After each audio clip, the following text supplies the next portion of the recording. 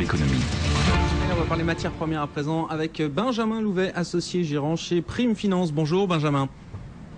Bonjour Grégoire. On va parler de différentes classes d'actifs. Déjà, juste dire un mot peut-être du bilan du mois d'avril. C'était pas un bon mois pour les différentes matières premières.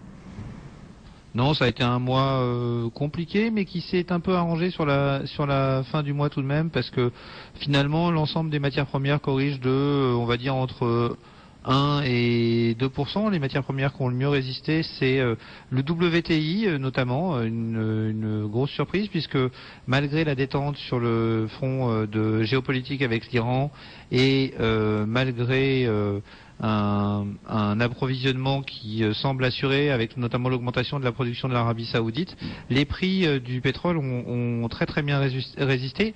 Je parle du pétrole américain parce que quand on regarde les autres, les produits raffinés ou le pétrole Brent, finalement la tenue a été moins bonne.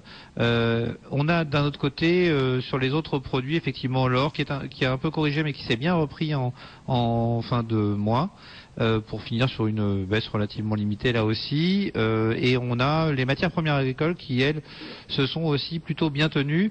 Alors il faut savoir que sur le mois elles reculent légèrement, mais il faudrait prendre en compte le dernier jour du mois de mars où avait été publié le rapport du département agricole américain et qui avait fait très très fortement monter les matières premières, en particulier les céréales. Ouais, et c'est vrai qu'on en parlait déjà avec vous la semaine dernière. La situation est plutôt tendue. Il y a des inquiétudes sur ce qu'on appelle la soudure de campagne, c'est ça Benjamin? Oui, en réalité, dans l'hémisphère nord, les semis des cultures de printemps ont commencé. Ils vont se poursuivre jusqu'à la fin mai, début juin.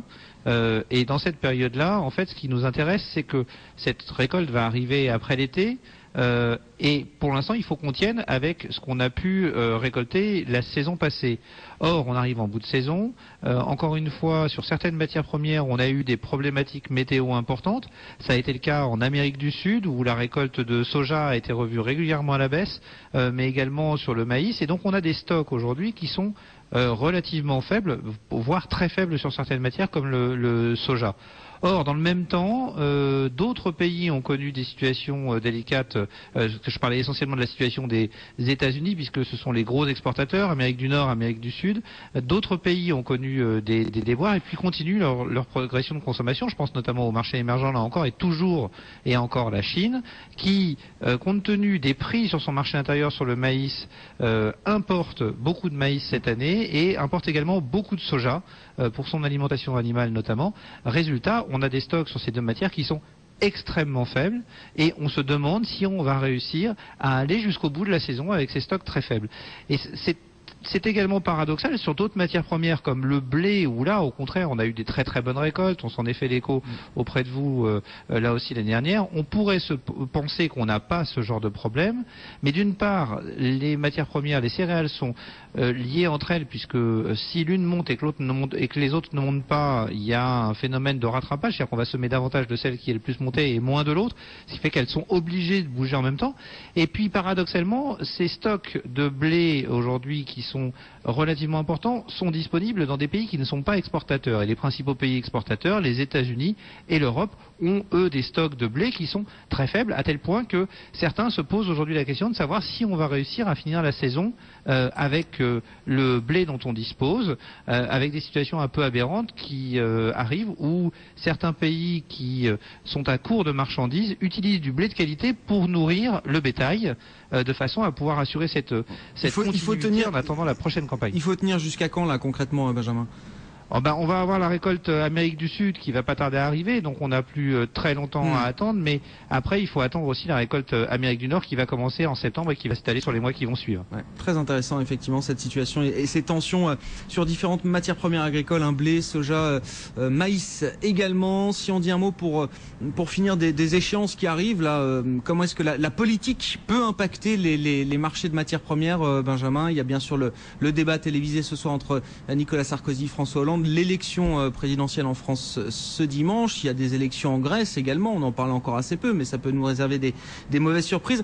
Ça peut avoir un impact indirect sur les marchés de matières premières? Oui, on a une Europe aujourd'hui qui est fragilisée, vous le disiez.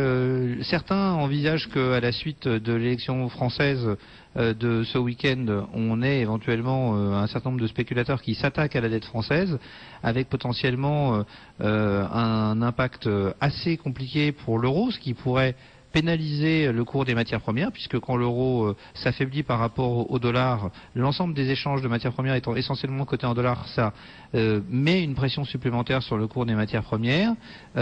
On a également une autre échéance assez importante, et là son impact sur les matières premières est plus difficile à prévoir. C'est vers la mi-mai, on s'attend à ce que les agences de notation, et notamment Moody's, mettent à jour les notations des dettes souveraines européennes, et notamment la dette de la France, qui, rappelons-le, a été mise sous surveillance négative par Moody's. Si Moody's abaisse la note de la France de AAA à la note inférieure, on se retrouve avec deux agences de notation qui ont abaissé la note de la France, et ça entraîne pour un certain nombre d'investisseurs institutionnels des obligations de vente de ce papier d'État. Ça peut avoir un effet très déstabilisateur sur la zone, un impact très négatif pour faire remonter les taux d'intérêt, et donc compliquer le financement et le sauvetage de la zone euro, et un impact négatif sur l'euro, ce qui devrait pénaliser là encore à court terme les matières premières. Il y aura donc des opportunités. Cependant, il y aura déjà une opportunité majeure, c'est les métaux précieux, parce que dans ce contexte-là, je pense que les métaux précieux repartiront de l'avant. D'ailleurs, on l'a bien vu, l'or se tient bien depuis quelques jours, depuis quelques semaines, même si aujourd'hui il recorrige un petit peu.